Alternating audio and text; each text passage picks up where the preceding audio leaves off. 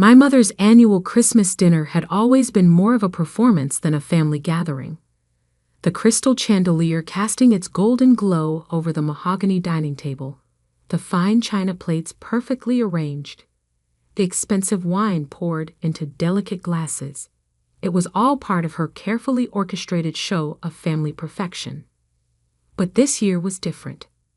The usual tension that simmered beneath our polite smiles had turned into something heavier, darker. Grandma Rose's empty chair at the head of the table seemed to mock our pretense of normalcy. "Sarah, darling, how's the hospital?" My mother's voice carried that familiar note of pride as she addressed my older sister. "I heard you're being considered for chief of surgery." I took a slow sip of water, already knowing what would come next. Sarah's achievements had always been the centerpiece of these family dinners, each accomplishment displayed like another jewel in my mother's crown. "Actually, Mom," Sarah's perfectly manicured fingers tapped against her wine glass, her engagement ring catching the light. "I got the position last week. Youngest chief of surgery in the hospital's history." The table erupted in congratulations. My father beamed, my mother dabbed at her eyes with an embroidered napkin, and my younger brother Michael, the successful corporate lawyer, raised his glass in a toast. "To Sarah," he announced, continuing the Bennett family legacy of excellence. I stared down at my untouched dinner, fighting the urge to point out that saving their struggling investment firm last year through my anonymous consulting work was also quite an achievement. But they didn't know about that, just like they didn't know about my thriving international business consultancy or the fact that I'd helped 3 Fortune 500 companies avoid bankruptcy in the past year. No, to them, I was still just Olivia, the disappointment, the black sheep who'd refused to follow the prescribed path of medicine or law, the daughter who'd walked away from a promising position at their investment firm to start her own business. "And what about you, Olivia?" My mother's voice cut through my thoughts. "Still doing that. What do you call it? Freelance work?" The way she said freelance made it sound like I was selling handmade crafts at local fairs, rather than running a multi-million-dollar consultancy. "I'm doing fine, Mother." I kept my voice neutral, years of practice helping me maintain my composure. "Fine." Sarah's perfectly plucked eyebrows rose. "At your age, you should be more than just fine. Remember when you left the firm? Dad gave you such a wonderful opportunity, and you just threw it away." I remembered that day clearly. I discovered serious discrepancies in the firm's accounting, tried to warn my father, but he dismissed my concerns. 2 years later, those same issues nearly bankrupted them. I'd stepped in anonymously through my consultancy to save them, but they never knew. "Sarah's right," my mother sighed dramatically. "If only you'd listened to us, you could have had a real career by now. Instead," she gestured vaguely at me, as if my entire existence was somehow lacking. Speaking of real careers, Michael chimed in, straightening his designer tie. "My firm just landed the Maxwell account. $3 billion in assets." He smirked in my direction. "But I suppose that's a bit beyond your scope, sis. How's your little consulting thing going?" I thought about the confidential documents sitting in my home office, papers showing that the Maxwell account was actually being managed by my company, with Michael's firm handling only the basic legal work. But again, they didn't know that. "It's going well enough," I replied softly, cutting into my salmon with deliberate precision. "Well enough to afford that dress."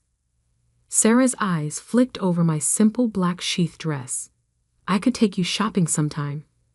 I know some lovely consignment shops." My dress was actually a hand-tailored piece from a small Parisian atelier, costing more than Sarah's monthly salary. But they didn't need to know that either. "That's so thoughtful of you, Sarah," I murmured, fighting back a smile as I thought of the Channel bags gathering dust in my closet. The conversation drifted back to Sarah's accomplishments, Michael's cases, and my mother's social circle. I sat quietly, letting their words wash over me like background noise. My thoughts kept drifting to Grandma Rose, the only person in this family who'd ever really seen me. She passed away 3 months ago, but her last words to me still echoed in my mind. Patience, my dear. Sometimes the best revenge is letting them underestimate you until the perfect moment. The perfect moment was coming sooner than they knew. Tomorrow morning, the family would gather at Mr. Harrison's office for the reading of Grandma's will. They were all so certain about what would happen. The family estate split between Sarah and Michael, the vacation homes, the investment portfolios, all divided between the successful siblings. But Grandma Rose had always been cleverer than anyone gave her credit for. She'd seen through the family's pretense, recognized their hollow achievements for what they were. Most importantly, she'd known exactly what I'd built, while they were all too busy looking down their noses at me. I heard from Mr. Harrison today, my mother announced, pulling me from my thoughts. The will reading is at 10 tomorrow. I assume you'll be there, Olivia? Though really, it's more a formality for you. Of course, Mother. I dabbed my lips with my napkin, hiding my smile. I wouldn't miss it for the world. Just try not to be disappointed, Sarah added with false sympathy. We all know Grandma Rose understood the importance of keeping the family legacy in capable hands. If only they knew that Grandma Rose had been my first investor, that she'd helped me establish my company, while they were all dismissing my dreams as foolish fantasies. If only they knew that their precious family legacy was already in my hands. But they would find out soon enough. Tomorrow, their carefully constructed world of superiority would come crashing down. Tomorrow, they would learn that the black sheep they dismissed for so long was actually the wolf they should have feared. I raised my water glass, offering them a smile that none of them could quite read. To family, I said quietly. They all echoed the toast, their glasses clinking with expensive certainty. None of them noticed the glint in my eye, the slight curve of my lips that wasn't quite a smile. None of them had any idea what was coming.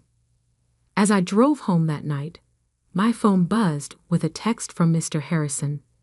Everything is prepared for tomorrow, Ms. Bennett, just as your grandmother arranged.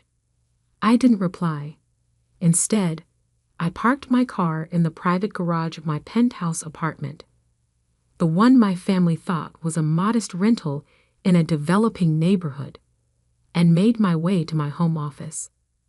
The wall of windows offered a spectacular view of the city skyline, lights twinkling like stars against the dark sky. Opening my safe, I pulled out a thick manila envelope. Inside was Grandma Rose's letter to me, written 6 months before her death.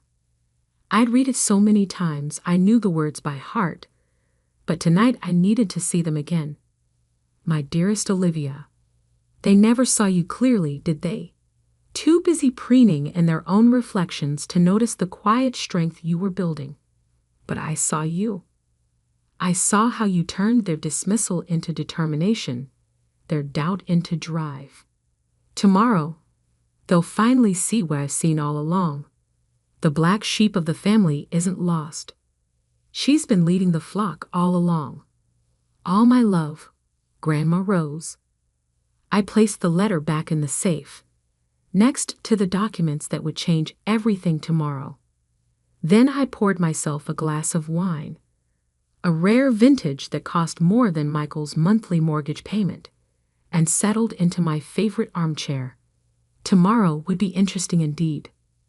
Mr. Harrison's law office occupied the entire top floor of one of the city's most prestigious buildings. As I stepped out of the elevator at precisely 9:45 a.m., I couldn't help but smile at the irony. I actually owned this building through one of my shell corporations, not that my family knew that. The reception area was already full. Sarah sat perched on an expensive leather chair, her surgeon's hands fidgeting with her pearl necklace. Michael paced by the window, his Italian leather shoes clicking against the marble floor. My parents sat together, my mother's face carefully composed, though her fingers drummed restlessly against her designer handbag. "Cutting it rather close, aren't you?" Sarah's voice dripped with disapproval as I walked in. I checked my watch. Still 15 minutes early, but didn't bother responding. Instead, I took a seat near the window, smoothing down my simple black dress. The same one they'd mockingly suggested came from a consignment shop. Now, my mother interjected with forced cheerfulness. "Let's all try to remember what Grandma Rose would want. Family harmony." Michael snorted. "Family harmony? Please, Mother. We all know why we're here. The family estate needs proper management, and some of us," his eyes flickered meaningfully toward me, "clearly aren't equipped for that responsibility." Before I could respond, Mr. Harrison's assistant opened the conference room doors. "The family may enter now." We filed in like actors taking our places on stage. The conference room was impressive, all dark wood and leather, with floor-to-ceiling windows offering a panoramic view of the city. At the head of the long table sat Mr. Harrison, his silver hair and wire-rimmed glasses giving him an appropriately grave appearance. "Good morning, everyone," he began, his voice carrying the weight of 40 years of legal practice. "We're here today for the reading of Rose Eleanor Bennett's last will and testament." I watched my family settle into their seats, all of them wearing nearly identical expressions of barely concealed anticipation. They'd spent the last 3 months since Grandma's death carefully planning how they'd divide her considerable estate. "Before we begin," Mr. Harrison continued, "I must stress that what I'm about to read reflects your grandmother's explicit wishes. She was—" He paused, his eyes meeting mine for a brief moment, "very specific about certain conditions." "Conditions?" My father frowned. "What conditions?"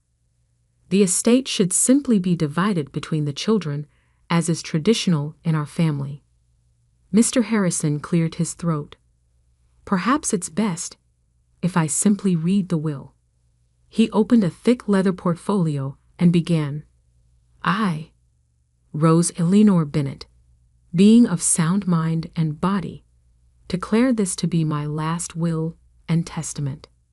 The initial paragraphs were standard legal language. I watched my siblings grow increasingly impatient, Michael checking his watch, Sarah tapping her perfectly manicured nails against the table. Then came the part they'd been waiting for. "Regarding the distribution of my estate, valued at approximately $48 million. Sarah sat up straighter. Michael stopped checking his phone. "I hereby declare that the entire estate, including all properties, investments, and assets, shall be placed under the sole control of my granddaughter, Olivia Bennett." The silence that followed was absolute. You could have heard a pin drop on the thick carpet. "What?" Sarah's voice came out as a strangled whisper. Mr. Harrison continued reading, his voice steady.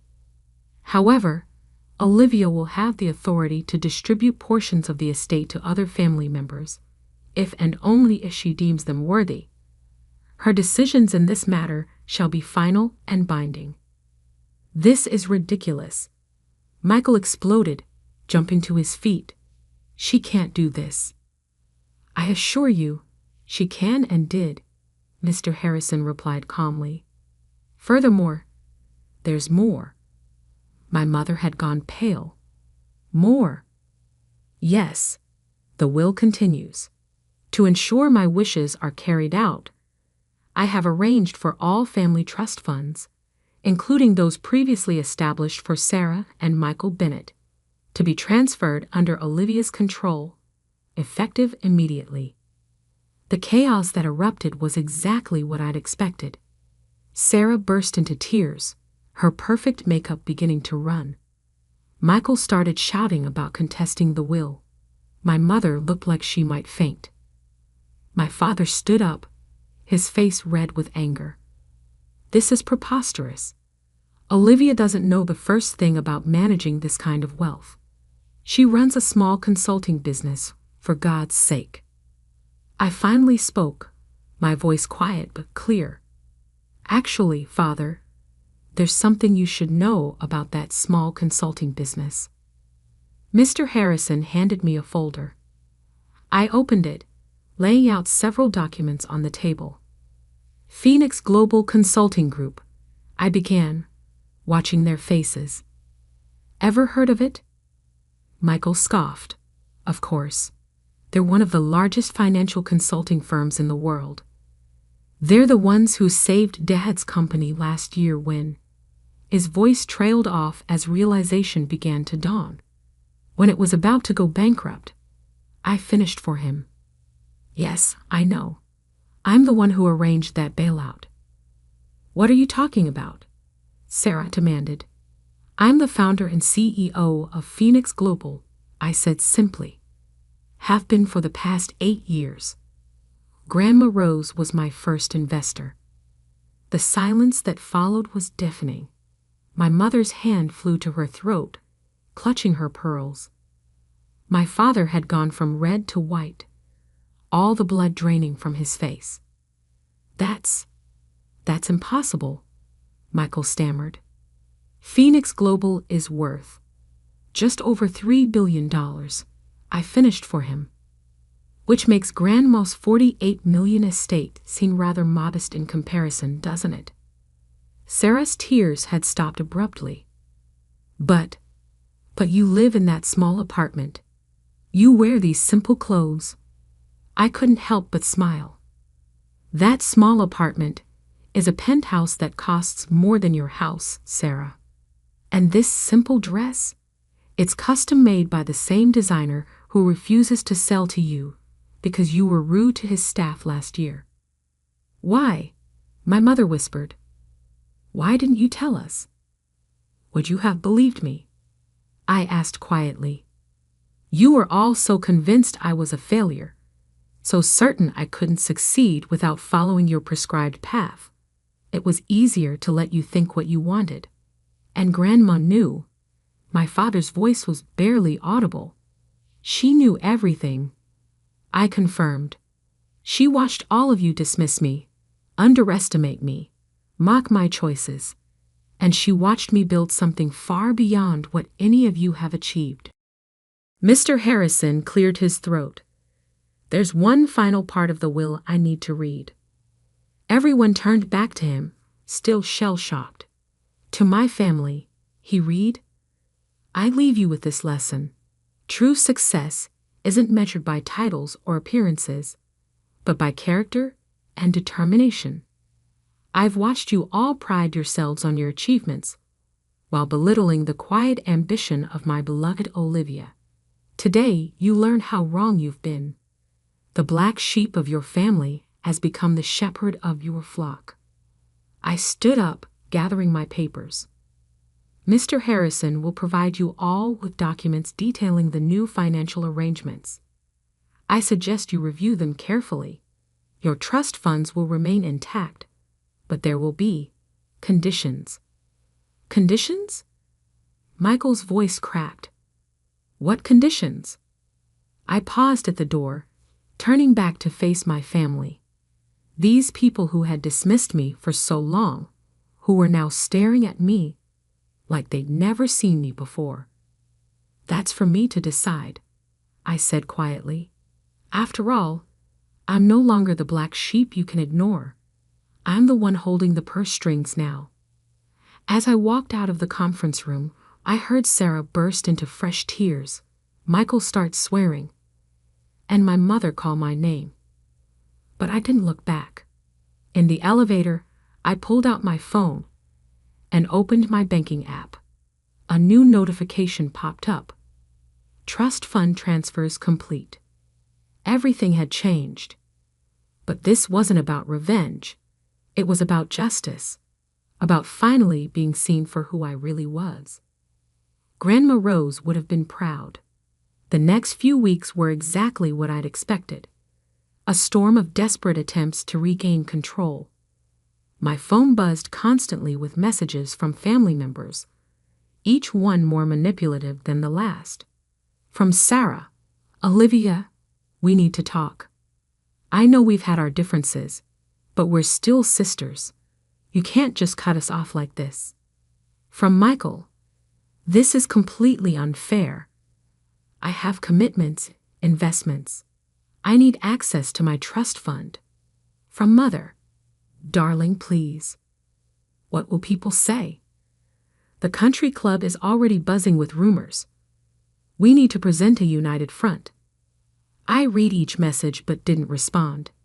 Instead, I focused on my work, steering Phoenix Global through a major merger while simultaneously restructuring my family's finances.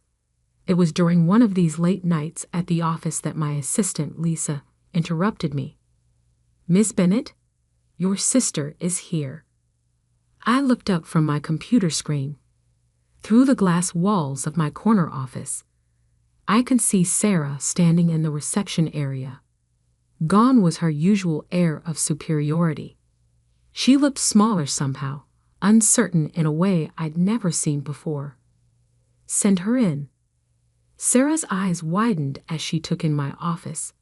The spectacular city view, the elegant furnishings, the clear symbols of power and success she'd never imagined I possessed. "This is quite something," she managed, sinking into one of the leather chairs across from my desk. "What do you want, Sarah?" She flinched at my directness.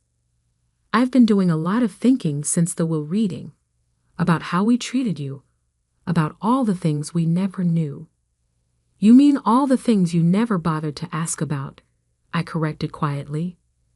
"Yes," she whispered. "That too." She took a deep breath.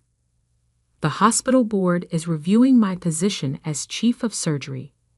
Apparently, some questions have been raised about certain decisions I made." I nodded.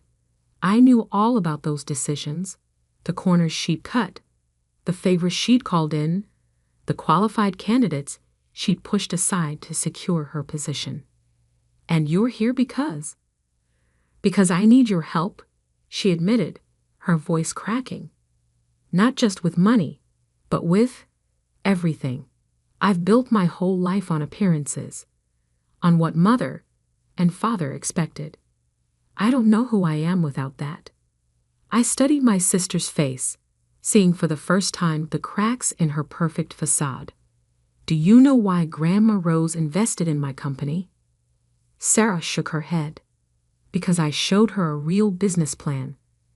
Not a name or a title or a designer outfit. Actual substance. She taught me that true success isn't about impressing others. It's about building something meaningful." Tears started rolling down Sarah's cheeks, smearing her expensive mascara. "I never knew her like you did I? I was too busy trying to be perfect." "No," I agreed. "You didn't." I opened my drawer and pulled out a folder. "This contains two things. First, a complete audit of your decisions at the hospital. Second, a plan to correct those mistakes, ethically and legally." Her hands trembled as she took the folder. "Why would you help me after everything?" "Because Grandma Rose didn't make me the executor of her will for revenge. She did it to teach this family a lesson about value. Real value." The next visitor came 3 days later. Michael stormed into my office unannounced, his face red with anger. "You've frozen all my accounts," he shouted. "Do you have any idea what this is doing to my reputation?" I calmly looked up from my computer. "Sit down, Michael." "I will not." "Sit." Down. Something in my voice made him comply. I pulled up a document on my screen and turned the monitor toward him. Do you recognize this?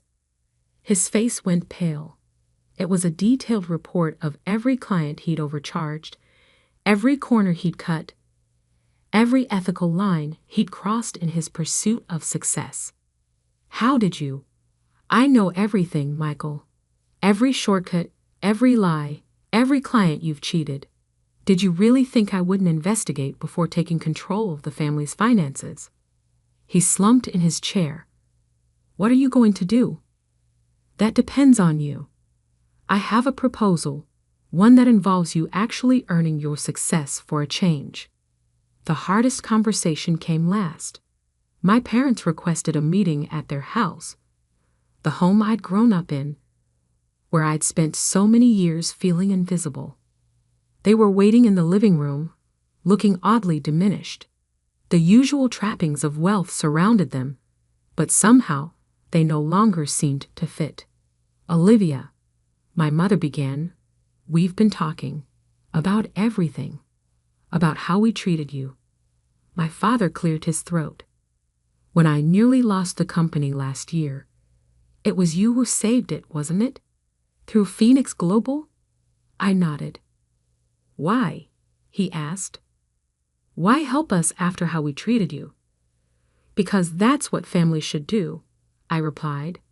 Support each other, not tear each other down to feel superior. My mother started crying softly. We were so wrong about you, so terribly wrong. Yes, I agreed, you were, but that's not why I'm here. I opened my briefcase and took out several documents. These are the new terms for the family trust. There will be changes. They listened in silence as I outlined my conditions.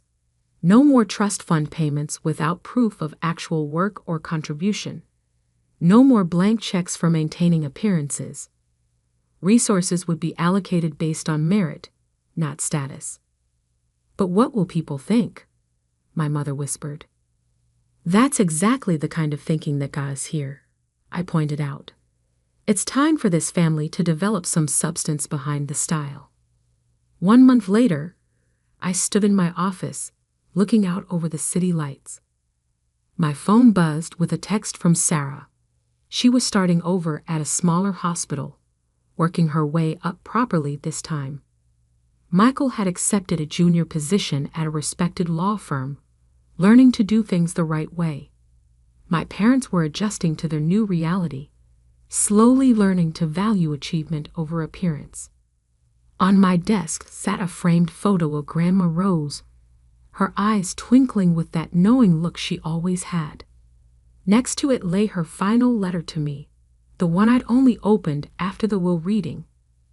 My dearest Olivia, by now they know, not just about your success, but about the strength they never saw. Use this power wisely. Not for revenge, but for redemption.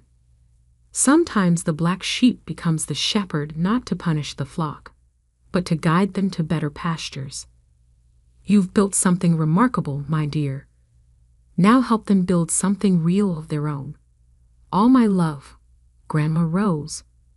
I smiled, touching the letter gently. She had known exactly what she was doing, setting up this elaborate lesson.